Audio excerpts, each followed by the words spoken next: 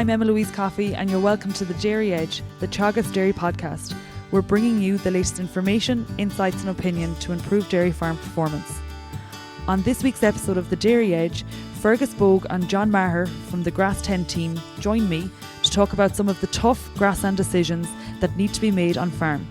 But first, Fergus gave us an overall picture of the grass situation on farms at the moment. Well, I suppose, Emma Louise, nationally we can see from PastureBase Ireland we're at an average farm cover of 600 kilograms dry matter per hectare. So I suppose if we want to close up our farms and have grass on farms for next spring, we'd really want to stop grazing now. Grazing, I'd say, on 99% of farms in the country should stop in order to have a closing cover of 600 kilos dry matter per hectare by December 1st. And even at higher stocking rate farms, we'd even want to have more grass than this. We'd nearly want to have 700 or 750 kilos dry matter per hectare to have grass on farms for next spring.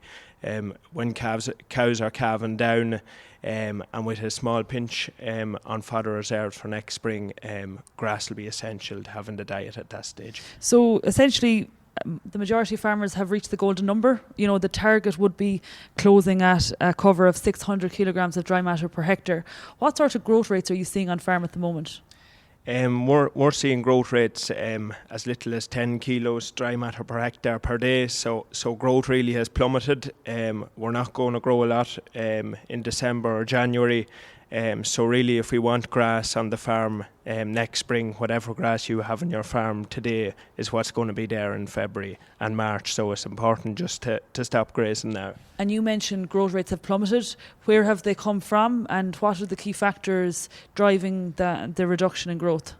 So I suppose, as you all know, we suffered from a drought there in the summer during many parts of the country. We've got a fairly good autumn. I suppose we could call it compensatory growth in many parts.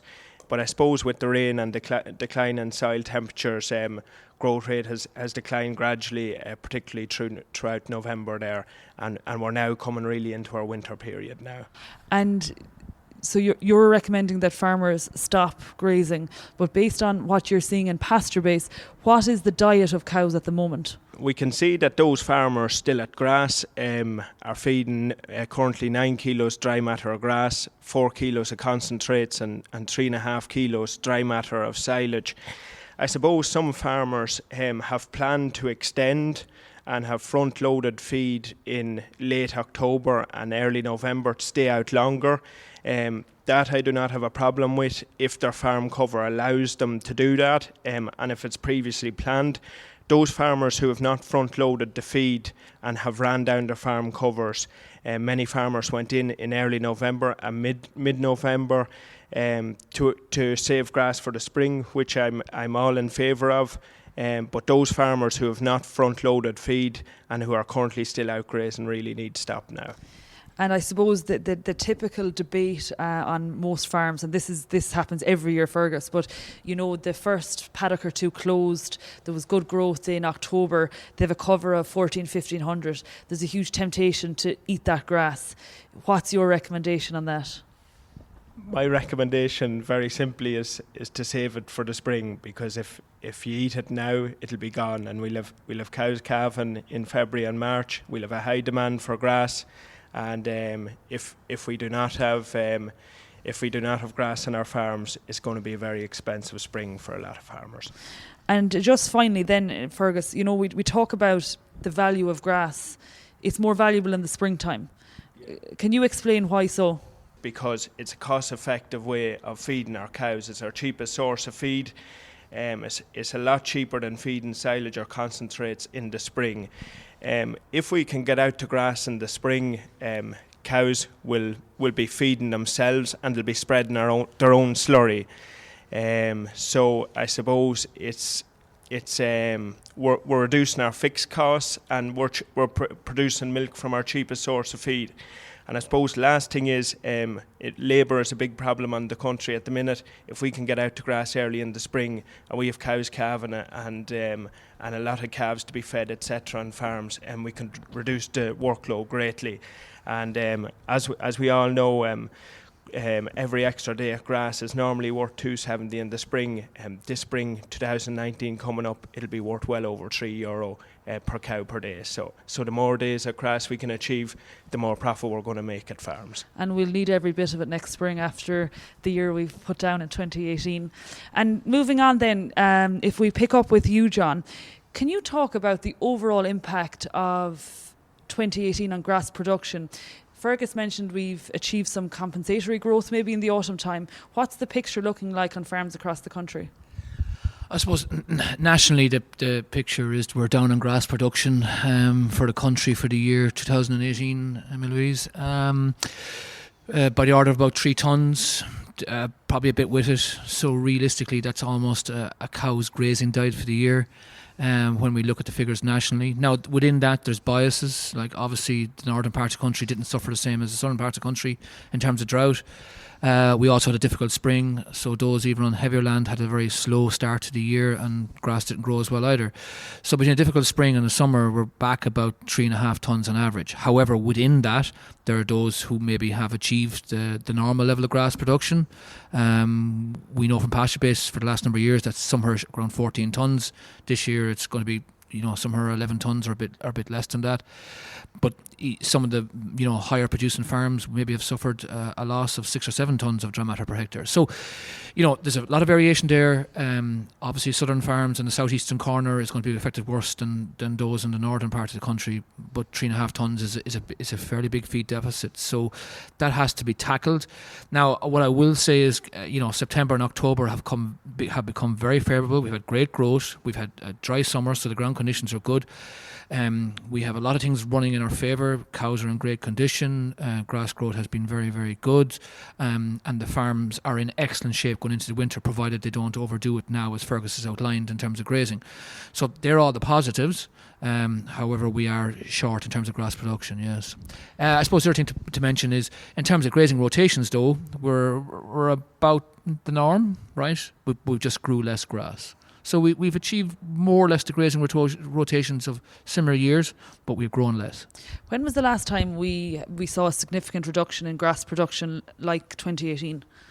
You'd have to go back a long way. We've obviously had a deficit in, with the difficult spring or difficult year in 2012 and the difficult spring 2013. We were back, but not back as much as this. You'd have to go back, to some of the previous droughts, 2006, 1995, and some in the 80s. But this was the longest drought, right? And those droughts started in July or August, right? This drought in 2018 started in June. So this is probably the worst in my living memory in terms of feed deficit because of summer drought. And in terms of then, we often discuss things like optimum stocking rate, and do you think farmers need to take a big hard look at that, or do you think that this is just kind of a once in every 10 years kind of a feed deficit? Well, the stats would say 1 in 10 years, Emma Louise, and that's right. Like, we've had one big drought probably in the 80s. It was 84. It was a bit in 89 as well, except that 1995 we can remember those, and there's been minor ones along the way, or little blips, right? 2006 and 2018. They're the big 4 droughts of my lifetime. However, this has been deeper than normal, or deeper than any of those. And let's be clear, when things go wrong, you have to learn from those experiences, right? In all that time that I've mentioned, it was a quota era. Now we're out of a quota era. People have been creeping in terms of cow numbers. And, that puts extra pressure on farms in terms of facilities, feed generation, labour, all those challenges. So, no, people must look back at 2018, look at what they achieved in terms of, in grass production on the farm, look at where their feed deficit is and how deep it is. And in some cases, the stocking rate has gone beyond, or the cow numbers have gone beyond the grass growing capability of the farm. Now, the grass growing capability of the farm is driven by things like soil fertility, right, the level of reseeding, and the farmer's management. And that can't be forgotten. Like, grazing management grows more grass. Grass measurement grows more grass if it's practiced properly.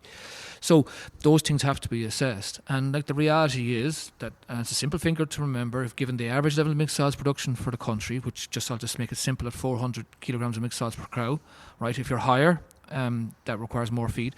But at 400 kilograms of mixed solids per cow, stocked at 2.5 livestock units or cows per hectare on the whole farm, we must grow 14 tonnes to feed the herd annually, consistently, right? And in some years go greater than that to have a bit of extra feed for the years that we don't do that. So the 14 tonne across the whole farm is what's required, feeding around 500 or 600, 700 kilograms a meal.